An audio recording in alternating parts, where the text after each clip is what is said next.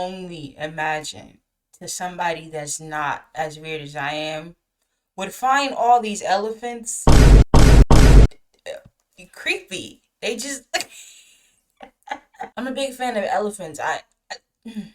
This whole stuffed animals in the back of me thing might be a little weird. Is it weird, y'all? Is it weird? I'm looking out at their unblinking eyes.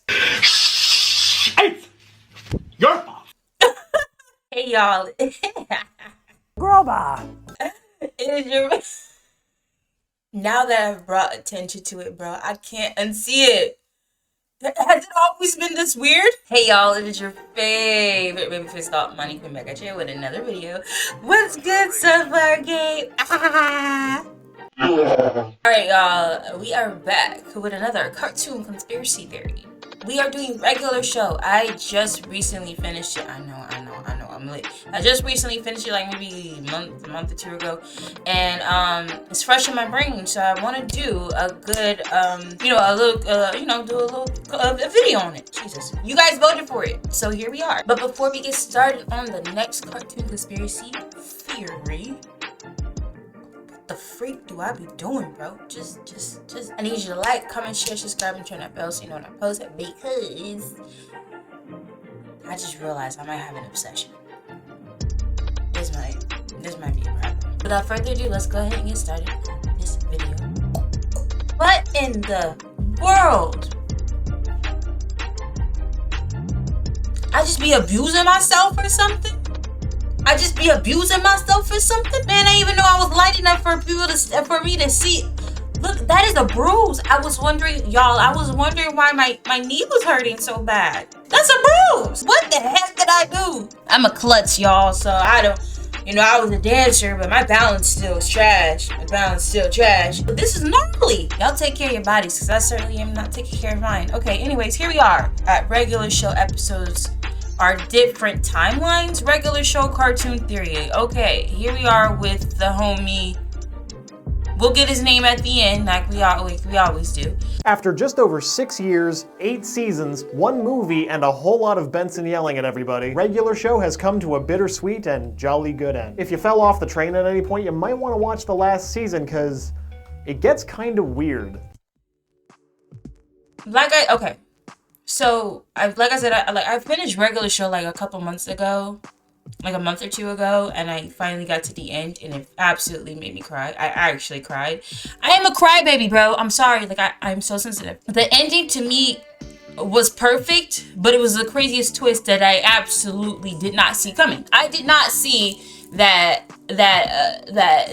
Pops was going to be. I don't know if I'm spoiling it for any of y'all. You shouldn't be watching this, but I didn't know Pops was going to be the one to end all be all to all the chaos of said regular show. So it's absolutely amazing to see how it ended that way. But honestly, y'all, if you've never watched regular show, it is a great watch if you're really into cartoons and just the randomness of cartoons, because regular show touched on and expounded upon things in different measures of creativity that not everybody has touched.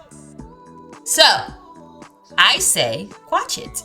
Like, even for regular show. Also, spoilers ahead for the series finale. You've been warned. Okay. So regular show got pretty real at the end there, right? I don't know why I still act like I'm surprised when this happens. It seems to be the fashion for every show now. By the time we get to the end of regular show, we've gone from a series about 2 slackers who work at a park and play video games to a massive Dragon Ball Z type battle that determines the fate of the universe. And in the episodes leading up to it, we learn a whole lot about how the universe of regular show works. We're told that every time the 2 titans of this battle face one another, the fight ends in mutually assured destruction, followed by a complete reset of the universe, and the cycle begins anew. This battle, apart from being awesome, could also serve as an explanation for a lot of the other funny business we see that goes on with Mordecai, Rigby, and everybody else we've met over the last 6 years. The fact is, regular show wasn't. If you watched it, was like a crazy acid trip. I, for one, have never tried acid. I did not go past weed. I would never go past weed, because I've had friends that have tried acid, and let me tell you, I've had different sides. It's a 50-50. You're gonna have a good trip or a bad trip. And I kept hearing people say they had bad trips, and Knowing me, I was gonna have a bad one. My mind is too sporadic to have a good one. As positive and as optimistic and sunflowery I may seem, I just knew if I ever tried that junk, never. So I was indeed a pothead. I smoked the ganja, or as Berlisi say, that young banyan. I was the one that did that. Okay, I did that. I didn't go past that. I didn't need to. It was all I ever needed. But yeah, man. But if you watch the show, it was like an acid trip. This is the closest to acid I've ever gotten to, besides all the other shows I've been watching. But regular show, yeah. Knowing what we know now, is it possible that throughout the run of regular show, we're actually observing multiple timelines playing out? Ooh, I love that! Okay, multiple timelines. This is gonna get confusing, isn't it? The theories and stories of regular show have always been a bit weird. In fact, the last time we looked at this show, it was to examine whether or not the entire series was just an extended acid trip. And while this theory is still entirely possible, the series finale gives us a new way to look at things. So we're gonna have to go back and watch the other video that this guy did. Man, I love cartoon conspiracy theorists, man, because is regular show an acid trip? Is it? Because it seems like it. These animals not only have human-like features, but they go through these supernatural, out-of-body, extraterrestrial, spiritual vibe, energetic energy, sparkles and particles of a situation. I try to touch on everything. The show's crazy, so it wouldn't surprise me that multiple timelines do happen. And yeah, I'm sorry. Throughout the show, we've been under the assumption that, for the most part, the entire series takes place over one long stretch of time. But when you throw in the events of last season, this is where things start to get a bit interesting. So what exactly is going on? Well, the final season of the show reveals that Pops is in fact one of the most powerful beings in the entire universe, because of course he is. I say that jokingly, but you know, since Pops was one of the first characters from regular show to be conceptualized way back in 2005, he actually does seem like the most fitting character to be an all-powerful being. And don't get me wrong. When I first started watching regular show, Pops was my absolute favorite character. Why? Because of his positivity, because of who he just was, and because of that big old fat head he had, bro. He was... Is that a pause? I think that's a pause. I'm grown, y'all. I'm grown. But I think that's a pause. Anyways, it made sense for it to end with Pops, because he's the least likely character, you know, because he's Pops, you know. But at the same time, no one really knows how truly old Pops was. When we started to really when episodes really started to pave the way of, you know, expanding on Pops, this guy is old. So it would also make sense that he was the beginning of time, the beginning and the end of time, you know, the beginning of all of it, the most powerful being in the universe. The man literally starts and stops, you know, time and all the assets and, you know, all the essence of it. You know, I sound crazy, bro. I sound like that. I'm gonna put the picture up so you know what I'm talking about. Yeah. Other than like J.G. Quintel himself, every 14 billion years. Hold on. Powerful being. Other than like J.G. Quintel himself. Every 14 billion years, Pops and his opposite twin brother, whose real name is Malus Cranus, but we're just gonna call Anti-Pops, fight each other in the ultimate battle of good versus evil. Pops is the good one, by the way. If Anti-Pops wins, he will then proceed to destroy the entire universe. But to our knowledge, this has never happened, since the fight always ends in a stalemate. My point is, with certain villains are like, I'm gonna destroy the entire universe. Okay, destroy the entire universe and live by yourself? It don't make sense. You ain't gonna have like a little baddie on the side or something? Repopulate? Keep a couple people? Keep a couple you got minions and spawns that follow you. You gonna kill them off too? Like, it never made sense to me. To destroy the entire universe and then what? Live by yourself, bro?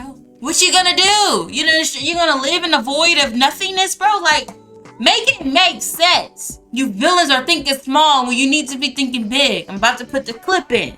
Bitch, you thinking small. We need to be thinking big.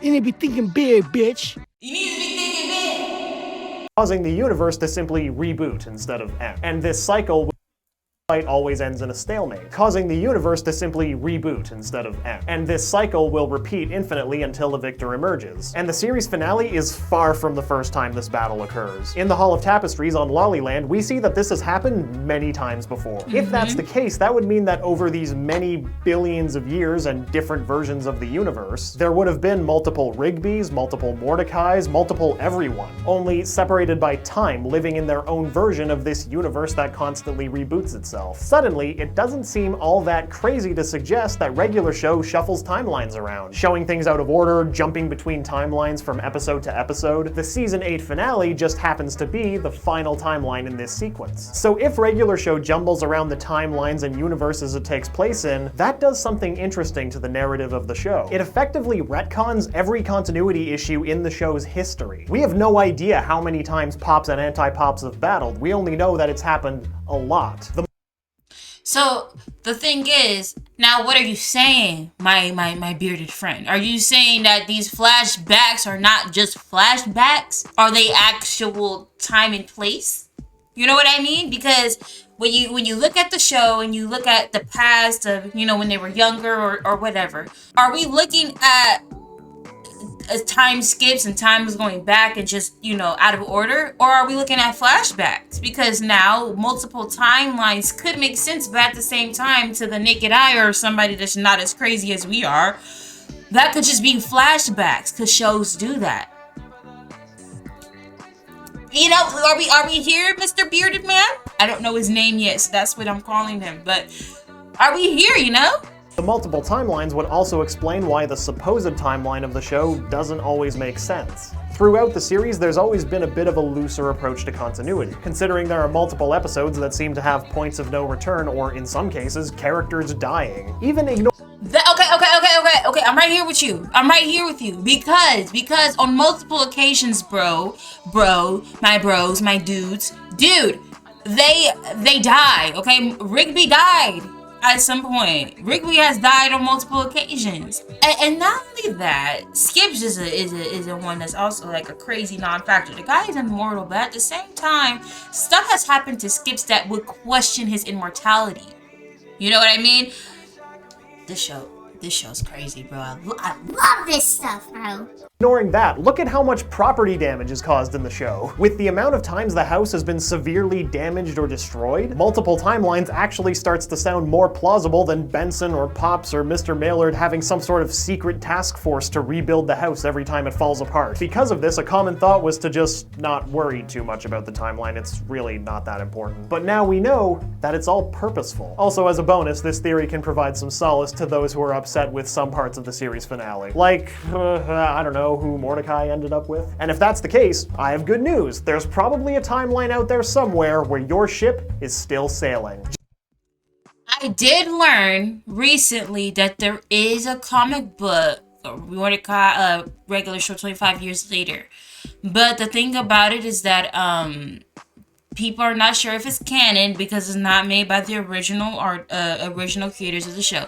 Which a lot of us that are true fans of shows, we really like the original creator to be a part of the show till, you know, whenever people stop writing. If you're a Game of Thrones fan, you already know. We do not talk about how horrible that last season was. But I did learn that there is a comic, and I want to do some really cool things on this channel, and that is also probably doing some reading and stuff. So maybe we'll read the comic together and learn about a couple of things about the show. So I'm excited. New things are coming.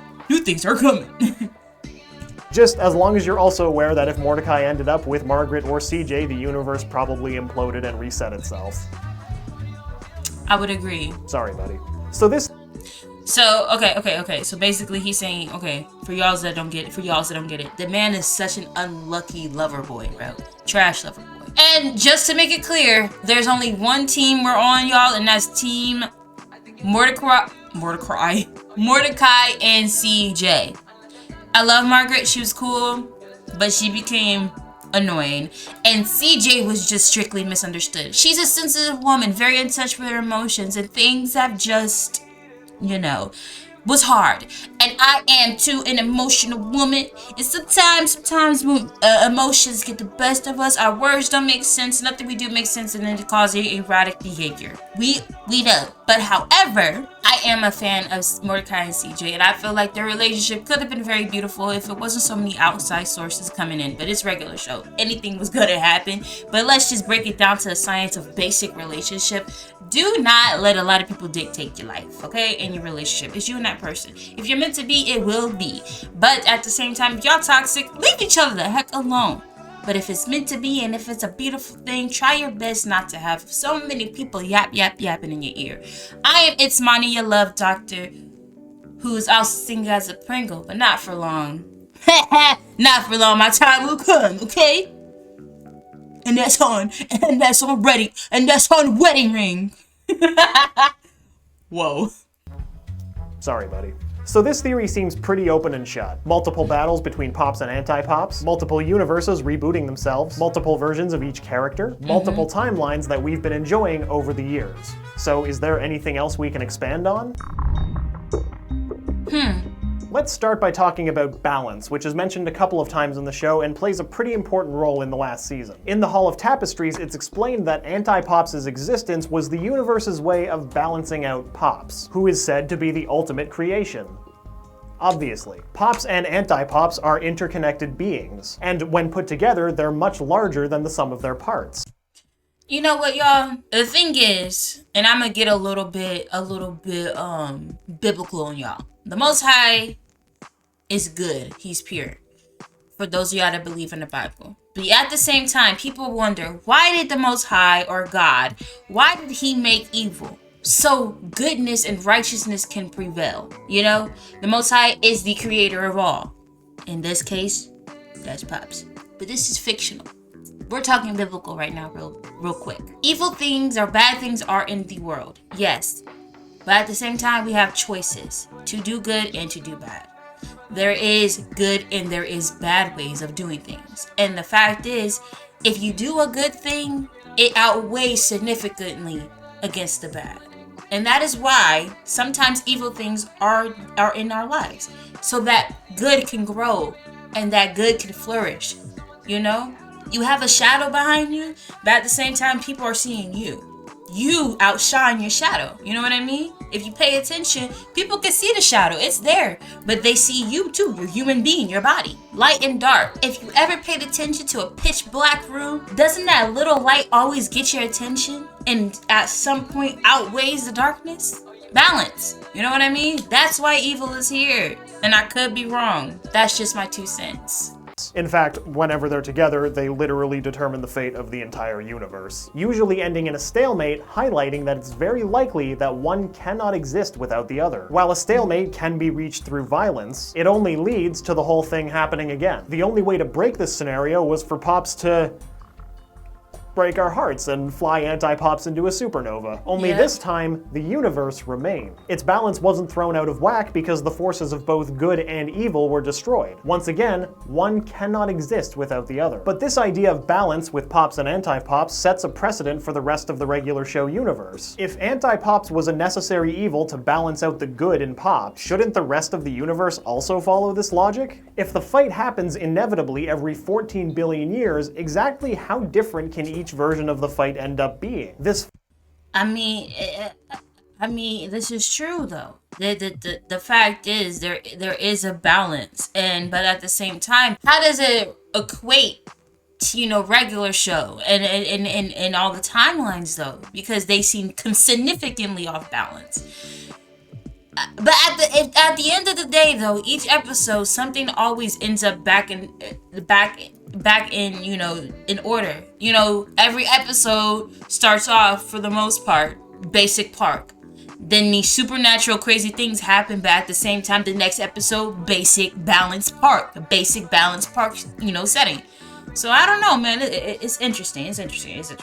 Fight has always happened at the exact same time and had the exact same outcome. So how can these two variables be constant while other events in each timeline play out differently if our theory is to be believed? One place we can find some insights is with the characters we meet in season 8. Well, the ones that seem a bit more omnipotent than our heroes anyway. According to the tapestries in the Hall of Tapestries, as well as Frivola, Quadravi, and Weird Mushroom Guy, the many fights that have transpired over the years have been wildly different. The tapestry with the pool noodles is even regarded as a particularly fun battle, so it looks like the events of the battles can be pretty different. But Pops and Anti-Pops are pretty special beings that don't seem to be too tied down by the cosmic will of the universe. They seem to operate on their own rules, especially when the battle kicks in. It's also true that the Seer says in the episode Meet the Seer that, quote, sometimes doing something different makes all the difference, which implies that each version of each character is independent from their other timeline counterparts. However,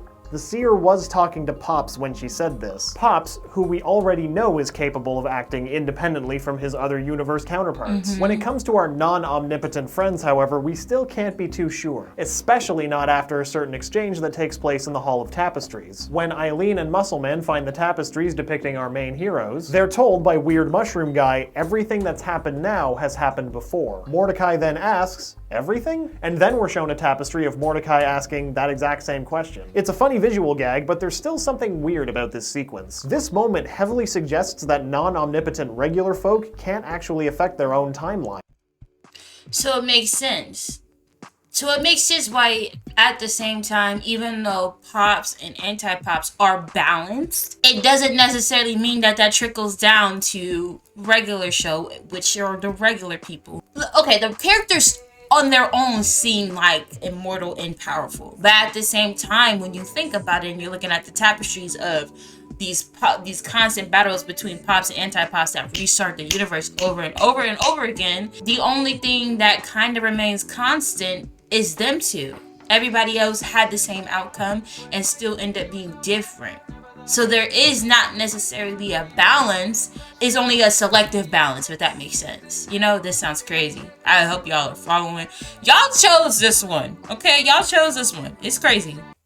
The Tapestry of Mordecai seems to tell us that while Pops and Anti-Pops exist outside of the universal confines, Rigby, Mordecai, Benson, Skips, Muscleman, Eileen, High Five Ghost, they're all stuck in a time loop, unable to change their destinies and bound to be present at this final showdown. But on the other hand, there are some tapestries we see that don't feature our main heroes at all, which would imply that something stopped them from being at the battle. And if that's the case, that means that they actually aren't stuck in a time loop, and that they actually can take control of their destinies independently from their other timeline counterparts. These issues can actually serve as a jumping off point for some philosophical discussion, mainly the debate of fatalism versus free will. In short, fatalism is the philosophical position that all events are essentially predetermined, and all that is meant to happen is inevitable. This is the position that most of the more all-knowing characters in regular shows seem to have, especially in Season 8. People like the Seer, Frivola, or the Guardian of Lollyland. They're aware of this cycle and are resigned to the fact that these events are inevitable. Meanwhile, our heroes, who up until the end of Season 8 have been completely unaware of these circumstances, are under the impression that they have free will. They assume their actions have more meaning since they were unaware of any predetermined outcome. That said, when it comes to free will, there are actually two large schools of thought relating to its relationship with fatalism or other determinist philosophies. Some believe that free will is completely incompatible with any kind of determinist thinking. If everything is already mapped out to happen in the future, then our choices are futile because they were never really choices to begin with. On the other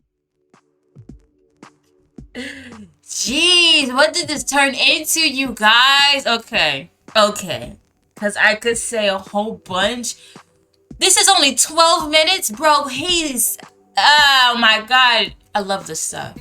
I'm a person that believes in the Most High. That's strictly it. But there's people that don't, and so it branches off into these other thoughts of life and destiny.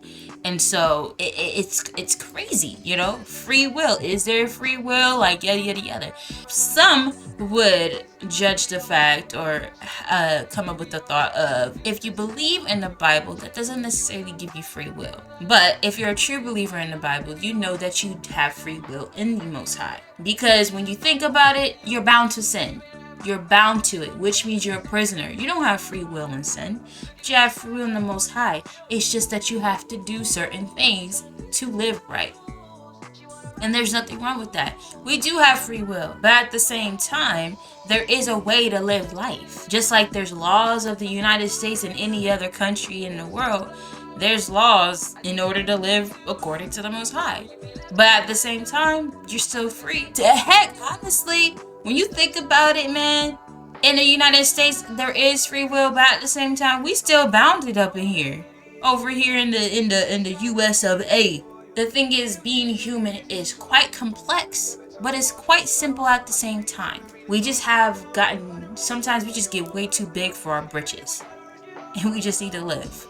On the other hand, there is the philosophical idea of compatibilism, which is the belief that the existence of free will, as well as events being predetermined, are not actually mutually exclusive concepts. In the book Elbow Room, American philosopher Daniel Dennett proposes that free will can only be called such if there's the potential to defy a previously established expectation. Keep in mind, these are all very condensed definitions and talking points, but they're interesting things to think about. Also, on a related note, I'm pretty sure I just realized why I don't get enough sleep. Fully aware that we're diving headfirst into wilder speculation, the show seems to follow this sort of compatibilist way of thinking. If our heroes are only in some of the tapestries, that would imply that they haven't been at every battle. Therefore, each character must be capable of changing the sequence of events before the battle, which still happens regardless.